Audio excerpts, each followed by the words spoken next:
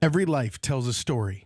Join Frank Julian as he shares his one chapter at a time from Story of a Soul 2, releasing every Wednesday. The Story of a Soul 2 by Frank Julian with Sean O'Neill, narrated by Frank Julian. Chapter 12, The Weekend That Changed My Life. I remember going home for Memorial Day weekend for just a night to gather my things. I was supposed to go to Notre Dame for a huge Catholic Charismatic convention of over 35,000 people with more than 1,000 priests present. When I got home, it was Ascension Thursday, and I attended Mass. My mother informed me that there was a guest priest residing at the parish for the summer. His name, she said, was Father Song. She said that I would like him because he was friendly and greeted the people at the church with kindness and a big smile. I went to the church and Father Song was saying the Mass and greeted me. I thought that this was all there was to it, unaware of the role that all this would have in God's plan. At the conference in Notre Dame, I found myself sleeping in a big tent with monks. We were wet. It rained all weekend. Nevertheless, I loved every minute of it. I watched them pray during the day and at night, and we all slept in sleeping bags. That Saturday, I went to different seminars, and I got my boxed lunch. I saw Father Song. We embraced and planned to hang out that summer when I got home. It was all divine providence. I will never forget that Saturday night in the stadium at Notre Dame.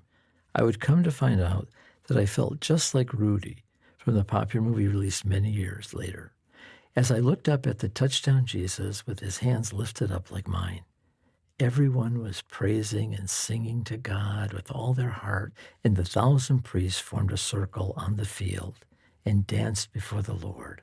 I knew I was no longer a Catholic charismatic. I was a charismatic who was Catholic. I was completely taken in by the Holy Spirit. The priest who was preaching began to say to the Lord, "Give us a sign, Lord." I'm telling you directly and honestly that the rain stopped, the clouds parted, and the people began to shout, "Look, there's a star." There it was. I saw it and wept. I came home a different man. I was aglow with the Holy Spirit and went to prayer meetings practically every night. I wrote earlier that I was working in the operating room shining for Jesus, and my professional and spiritual work was truly going well. I was hanging out with Father Song. One evening, my mother hosted a dinner for 4 priests, encouraging me to join the clergy. My mother was delighted. Deep inside, however, I knew that wasn't going to happen. I went to a wedding in Grand Rapids with an Italian girl from West Catholic.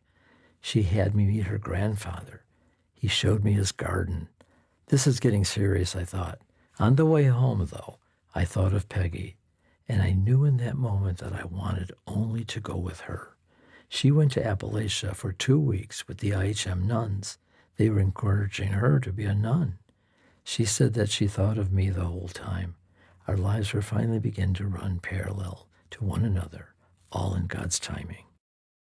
Thank you for listening. Join Frank Julian every Wednesday for a new chapter of Story of a Soul 2.